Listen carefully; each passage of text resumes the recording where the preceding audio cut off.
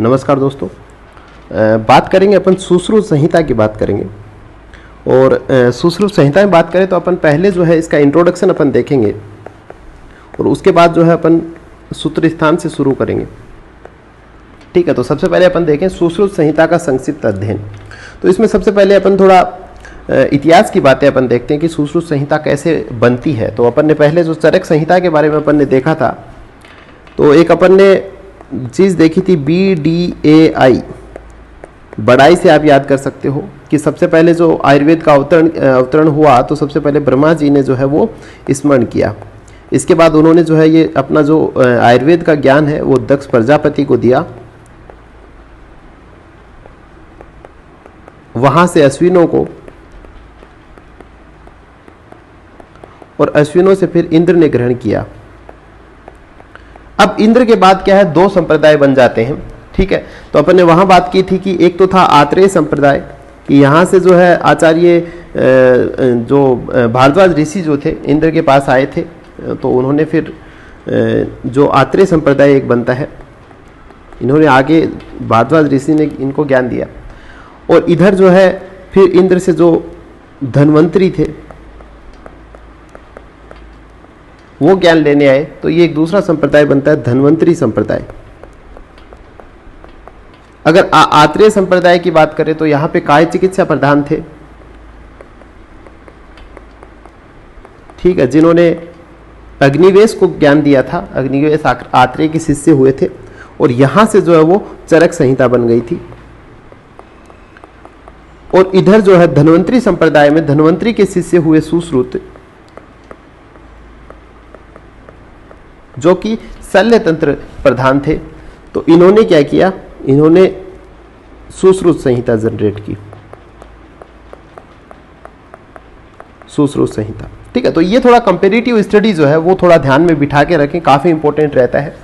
ठीक है, तो सबसे पहले उपदेष्टा की बात करें तो उपदेष्टा यहाँ पे कौन हुए, सुश्रुत संहिता की बात करें तो धन्वंतरी उपदेष्टा थे। उधर जो थे वो आत्रेय थे, अपन ने बात की थी। इसके बाद में तंत्रकर्ता की बात करें, ठीक है, तो तंत्रकर्ता हुए वृद्ध सुश्रुत। वृद्ध सुश्रुत जो थे वो तंत्रकर्ता हुए। इनका काल जो आप एक बार रीड लगा सकते हो, इतना ज्यादा याद रखना है, क्वेश्चन आते हैं लेकिन एक बार पढ़े रटे नहीं। जैसे 1350 ईस्वी पूर्व थे धन्वंतरी, ये 1000 से 1500। ठीक है, वृद्ध सुश्रुत। अब इसके बाद में क्या हुआ कि जो प्रथम प्रतिसंस्कर्ता हुए, थोड़ा इसमें एडिट किया गया, तो वो कौन थे, वो सुश्रुत थे। ठीक है, और सुश्रुत के समय जो है इसमें क्या था कि 5 तो जो स्थान थे, ठीक है, 5 स्थान थे और इसमें 120 चैप्टर्स थे, 120 अध्याय थे। ठीक है, अब क्या हुआ, जो द्वितीय प्रतिसंस्कर्ता हुए कौन, नागार्जुन हुए। उन्होंने क्या किया, काफी इंपॉर्टेंट है ये चीज, आप याद रखें इसको। जो द्वितीय प्रतिसंस्कर्ता हुए नागार्जुन, उन्होंने क्या किया कि एक उत्तर तंत्र नाम करके नया स्थान जो है उसमें ऐड किया, उत्तर तंत्र, जिसके अंदर कितने अध्याय, 66 चैप्टर्स थे। ठीक है, तो ये हो गया द्वितीय प्रतिसंस्कर्ता नागार्जुन हुए।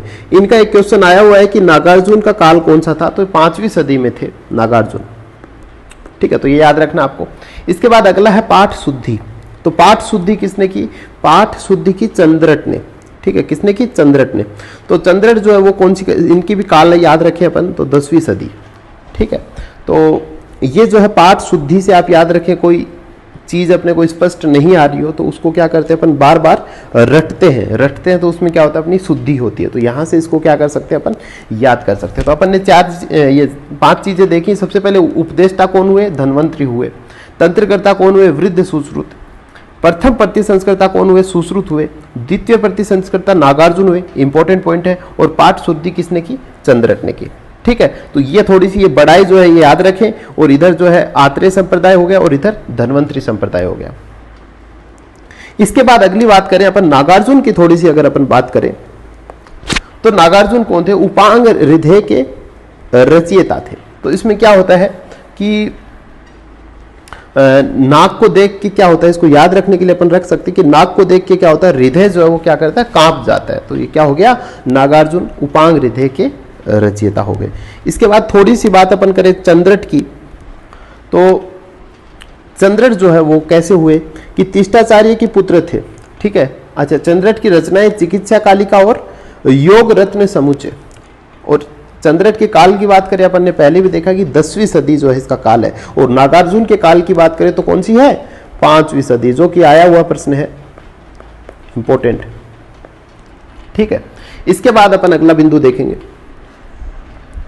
अगले में बात करें कुछ टीका और कुछ टीकाकारों की बात अपन करेंगे, सुश्रुत संहिता पर कुछ टीकाएं।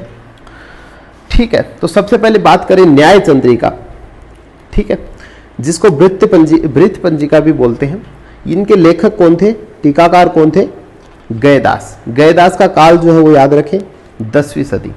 ठीक है, इन्होंने केवल निदान स्थान पर ही टीका लिखी है, केवल निदान स्थान पर जो है इसकी टीका मिलती है। एक अपन आगे और देखेंगे, भानुमति टीका, जिसके टीकाकार कौन हुए, चक्रपाणि दत्त हुए। और इन्होंने क्या केवल किस पे लिखी है, सूत्र स्थान पर टीका लिखी है। जी हाँ, इसको अपन याद कैसे रखेंगे, न्याय चंद्रिका वो क्या बोलते हैं, वृत्त पंजिका भी बोलते हैं। और इनके टीकाकार कौन है, गयदास हुए। तो अपन बात करें कि जैसे गयदास से रखें अपन गाय, और गाय किसमें है, एक बहुत बड़े पिंजरे में कैद है, मान लो गाय, उसको क्या दिलाना है, न्याय दिलाना है। ठीक है, तो बड़ा पिंजरा याद रखें, क्योंकि अभी जो आगे अपन लघु पंजिका देखेंगे, छोटा पिंजरा। ठीक है, मतलब लघु पंजिका भी है, इसलिए वृत्त पंजिका से बड़ा पिंजरा आप याद रखें। ठीक है, तो जो कहा कि गाय जो है बहुत बड़े पिंजरे में, वृत्त पंजिका, और इसको क्या दिलाना, न्याय दिलाना है, तो न्याय चंद्रिका। अच्छा, गयदास के लिए जो है एक होता है कि जहां भी चंद्रिका नाम आता है वहां ज्यादातर ऐसा होता है कि वहां गयदास ही राइटर होते हैं, क्योंकि गयदास को क्या कहते हैं, चंद्रिकाकार भी कहते हैं। ये ज्यादातर क्या करते हैं, चंद्रिकाएं ही लिखते हैं। ठीक है, तो इनको चंद्रिकाकार भी कहते हैं। इसके बाद अगला जो बिंदु है वो अपना है लघु पंजिका। लघु पंजिका के लेखक हुए भास्कर, जिनका काल था 12वीं सदी। ठीक है, तो इसका क्या हुआ कि लघु पंजिका, तो इनमें याद रखें भास्कर का जो पर्याय होता है वो होता है सूर्य का पर्याय होता है भास्कर। तो अपन जब सूर्य में जाते हैं या फिर आतप सेवन करते हैं तो उस समय थोड़ा अपना स्वेदन हो जाता है। ठीक है, तो वो लघु मतलब हो गया थोड़ा, और स्वेदन मतलब पसीना, पंजिका पसीना, तो थोड़ा पसीना आ जाता है, तो उसको निराग्नि स्वेद भी अपन बोलते हैं, है ना। तो आप आतप सेवन करते हैं तो लघु पंजिका से क्या याद रखें, भास्कर याद रखें। काल जो है 12वीं सदी। अगला जो है अपन बात करें भानुमति टीका या फिर तात्पर्य का टीका। ठीक है, लेखक कौन हुए, चक्रपाणि दत्त हुए। बहुत इंपॉर्टेंट है, आया हुआ प्रश्न है। ठीक है, अच्छा, इनका काल कौन सा था, चक्रपाणि दत्त का 11वीं सदी था। और इनकी जो टीका मिल रही है किस पे मिल रही है, केवल सूत्र स्थान पर टीका मिल रही है। ठीक है, केवल सूत्र स्थान पर। अच्छा, ऊपर जो मिल रही थी गयदास वाली, वो किस में थी, केवल निदान स्थान पर। ठीक है, अच्छा, अब बात करेंगे अपन इसको याद रखने के लिए कि भानु जो पर्याय है वो भी एक पर्याय होता है, किसका, सूर्य का पर्याय होता है। तो अपन बोले कि पृथ्वी भानु के चारों ओर चक्कर लगाती है ना। तो अपन कहें कि साहब भानु के चारों ओर चक्कर, चक्कर से याद करें चक्रपाणि, और भानु हो गया भानुमति टीका। इसको तात्पर्य का टीका भी बोलते हैं। ठीक है, अगला आ रहा है, अगला है निबंध संग्रह। ठीक है, निबंध संग्रह, इसके जो लेखक हुए कौन, डलहन हुए 12वीं सदी। इसके अलावा 12वीं सदी काल किसका, भास्कर का है। ठीक है, अच्छा, अब निबंध संग्रह कैसे याद रखें कि साहब जब अपने बोर्ड के पेपर देते थे उस समय क्या अपने को क्या देते थे, निबंध आ जाता था पेपर में, ऐसे राइटिंग आता था। उस समय अपन क्या पढ़ जाते थे, एकदम डल पढ़ जाते थे, कुछ समझ नहीं आता था। तो ये क्या हो गया, निबंध संग्रह के लेखक कौन हुए, डलहन हो गए, डलहन।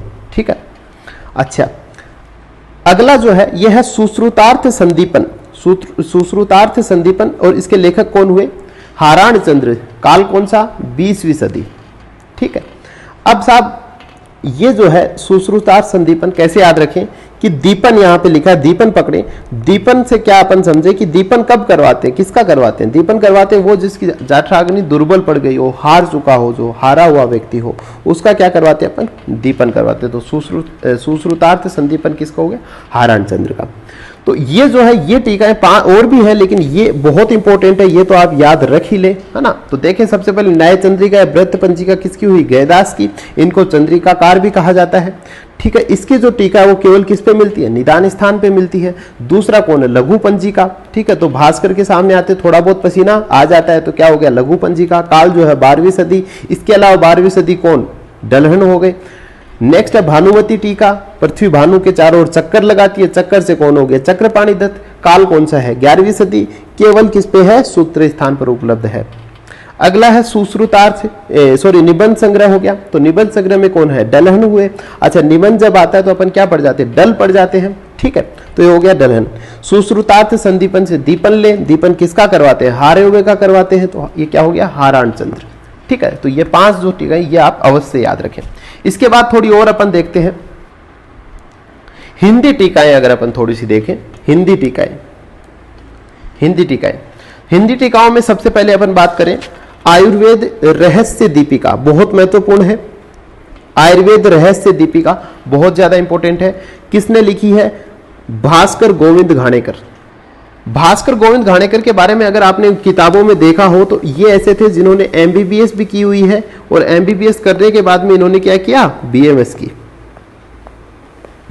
तो इन्होंने क्या किया, आयुर्वेद के सारे रहस्य जो है इनको पता चल गए, क्योंकि उन्होंने एमबीबीएस किया, फिर आयुर्वेद के रहस्यों का पता चला, फिर बीएमएस किया। मतलब कहने का मतलब दोनों संपूर्ण ज्ञान है, तो रहस्यों का पूरा ज्ञान है। तो आयुर्वेद रहस्य दीपिका किसने लिखी, भास्कर गोविंद घाणेकर ने लिखी, ठीक है, तो ये याद रखें। इसके बाद जो है अगला जो है आयुर्वेद तत्व संदीपिका, तो ये कुछ नहीं है, जो अपन पढ़ते हैं जो बुक इसी को बोलते हैं। तो इनके राइटर कौन है, अंबिका दत्त शास्त्री, ये अपन सभी जानते हैं, इसका प्रश्न नहीं आएगा। इसके बाद है अत्रिदेव गुप्त, इसकी बात अपन पहले भी कर चुके हैं। ये क्या थे, ये बृहत्त्री के हिंदी टीकाकार थे। तीनों ही जो अपनी सुश्रुत संहिता, चरक संहिता और अष्टांगरी थे, है ना, इन पे तीनों पे इन्होंने क्या लिखी है, टीकाएं लिखी है, ठीक है।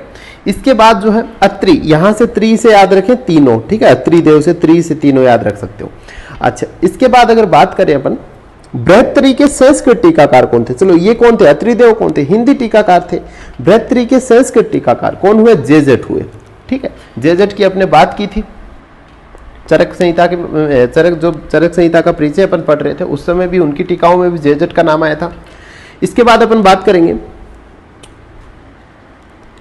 कि इतना जो है, ये जो अपन ने यहां तक की जो बातें की हैं, ये क्या हो गया, ये अपना सुश्रुत संहिता का इतिहास मान सकते हैं अपन, सुश्रुत संहिता का इतिहास अपन ने देखा है, ठीक है। इसके बाद अपन बातें करेंगे आगे सुश्रुत संहिता की वैशिष्ट्य की बातें करेंगे, वैशिष्ट्य की बातें करेंगे, ठीक है। तो सुश्रुत संहिता के वैशिष्ट्य की बात करेंगे इसके बाद, और आगे फिर जो है वो सुश्रुत संहिता अपन सूत्र स्थान के पहले अध्याय, जो कि कौन सा है, वेदोत्पत्ति अध्याय, उसकी बात करेंगे। तो जुड़े रहिए आप हमसे, है ना। जो आपके जो भी AIPGT में जो जितना हम यहाँ पे बता रहे हैं वो जो है वो सफिशिएंट मटेरियल है, इसको आप अगर बार बार रिवाइज करते हैं तो बहुत सही है, ठीक है। ओके, धन्यवाद।